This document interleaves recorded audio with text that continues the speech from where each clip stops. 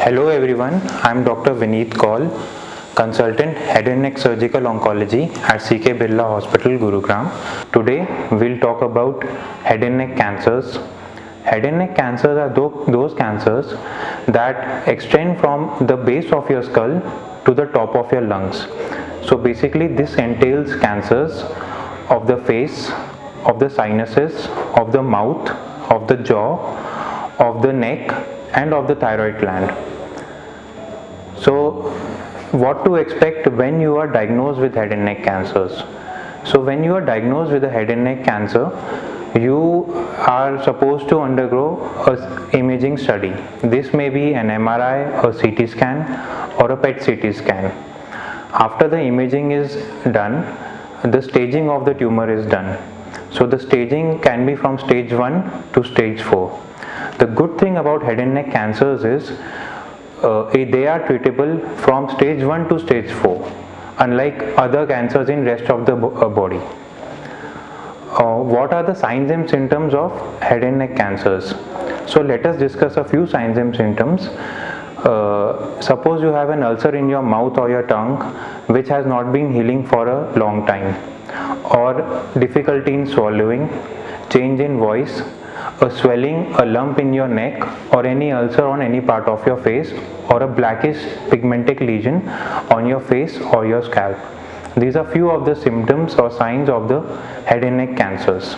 Once you are diagnosed with head and neck cancers, what are the treatment options that are available to you? So there are basically few modalities. These are surgery, radiation therapy, chemotherapy, targeted therapy and immunotherapy. So the treatment of choice in most of the head and neck cancers is surgery, because in this part of the body surgery is feasible and tumor is diagnosed early and it gives the best result. In few regions of the head and neck, suppose the larynx, that is the throat, we try to go for radiation and chemo upfront in few of the cases to give better results.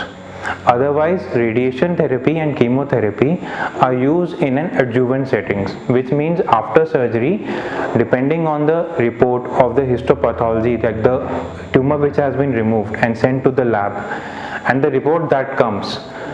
Now we study some of the features on that, like perineural invasion, lymphovascular invasion and extranodal extension. If these three are present, then radiation and chemotherapy are added to the treatment regimen. And nowadays we have a few new treatment modalities. These are immunotherapy, in which the immune system are used in a particular way to fight cancer, and targeted therapy, in which there are certain receptors on the cells of the cancer cells which are targeted by certain drugs. Hope you all like this video. Now if you have any queries or suggestions, you can please leave them below in the comment box.